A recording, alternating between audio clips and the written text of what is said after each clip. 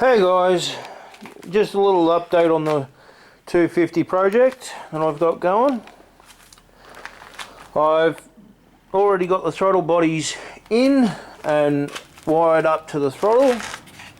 You do need to use the Ninja 300 throttle cables. It's just the way it's set up. That's just the way the length and everything goes nicely together.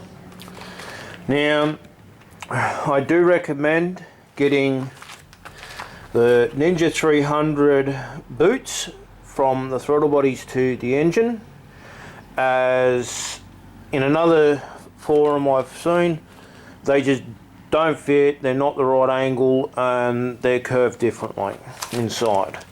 I have managed to make these work by heating them up and expanding them out. Hopefully I don't shred the bloody boots, but we'll wait and see what happens when I kick her over. Now, I've also done the fuel line, and it's a bitch.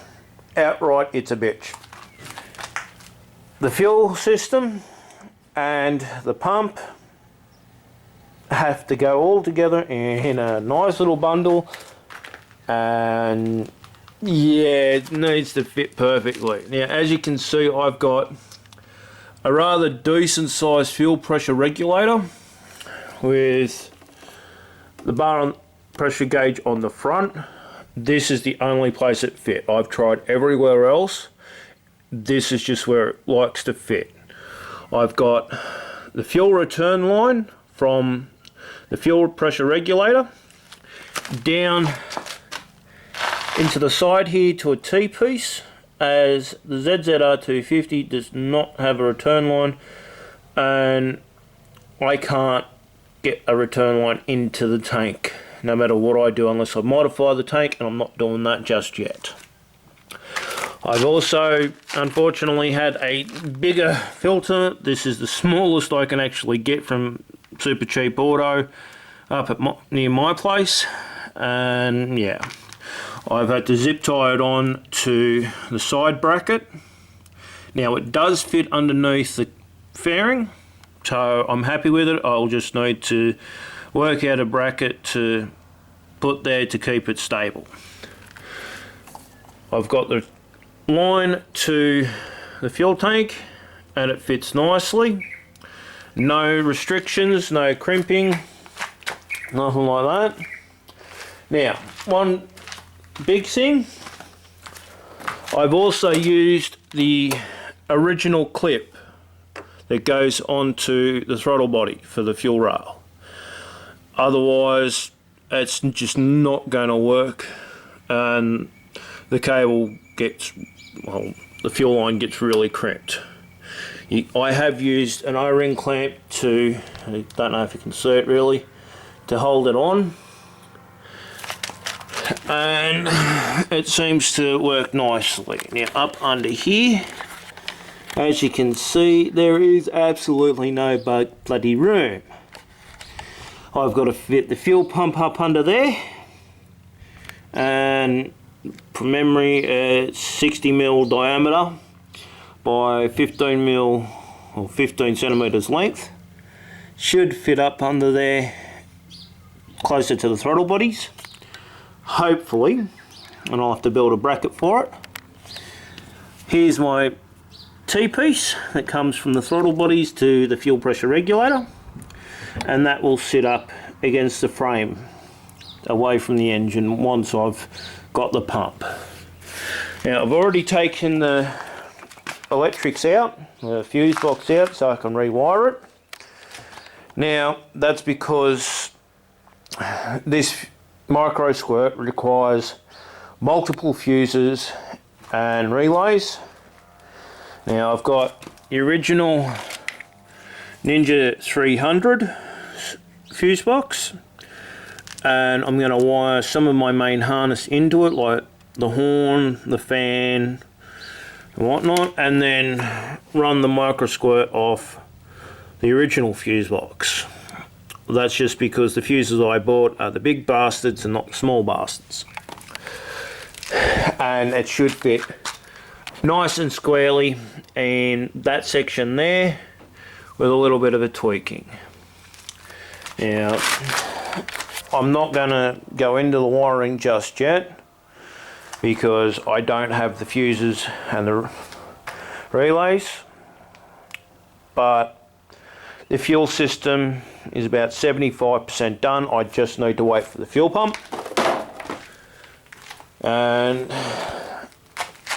for the electrical system, it's basically relays and fuses, and then I can start wiring that up. Now, this has taken me a good part of 2 days to set the mechanicals up and get it all squared away. I expect to have the electricals done in about a week from when I start. Now, you do require a 300 harness. I've spoken to Kawasaki about it, and they don't sell those little plugs separately, and not even J-Car or any electrical places stock them or have anything similar. You can pick the harnesses up for about 30 to 50 bucks depending on how much they want to charge, and then you just unravel it and take the wires you need. As I've said on the forums, you need a stepper adapter. As I've put on the forums, there is a sub throttle for the 300 that the micro squirt cannot adjust at all. Now, I'm not buying one for some time, so you can leave the butterflies on the sub throttle open and it will run normally. You'll just have to feather the throttle to keep the revs up a bit until she's warm enough to do it on her own. Now, that being said, I've just got to wait for Australia Post and the posts in a different country, China, where I'm getting the rest of the parts from. Now, all looks good. The only problem with this setup is the filter for the coolant. Let's see if I can get under there. As you can see there, that coolant bottle is actually rubbing on the throttle body flywheel. So that will have to be zip tied away and everything so that nothing is clashing with the new throttle body. With the wiring, I do expect I have enough room to play with up under the tank to hide everything and zip tie it back into the main harness. The fuel tank fits on top without a problem and is flush and no bulges, nothing actually touching the bottom of the tank, and we should be good to go. The only thing I've got left to do really now is attach the intake air temp sensor and have that sitting squared away so it's not anywhere that's going to damage anything, and that will be it for now. Thank you for watching, and hopefully this is somewhat informative to you. And if you do decide to do it, well, be up for some little bit of pains, because big hands and small workspace is not a good combination. Thank you very much. Adios.